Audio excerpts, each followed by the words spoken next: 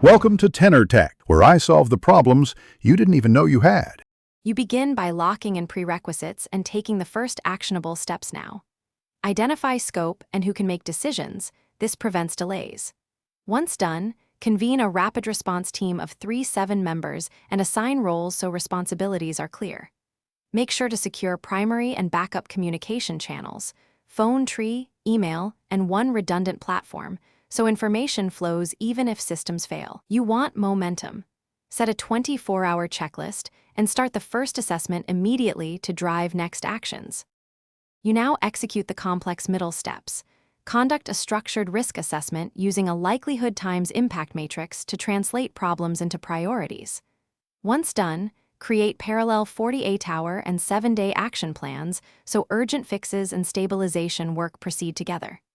Make sure to allocate resources explicitly: people, budget, tools, and record who is doing what and when. Use short status updates every 6-12 hours to keep alignment. This disciplined cadence reduces confusion and lets you adapt. You finish by transitioning from response to recovery with clear handoffs and documentation of actions taken and outstanding risks. Once done, run an after-action review to capture lessons learned and immediately update the disaster playbook so the team is better prepared.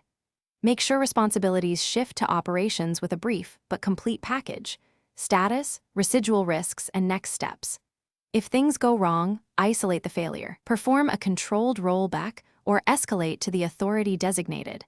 Act within 2 hours to avoid cascading impacts. Thanks for watching. Subscribe to keep your life in tune.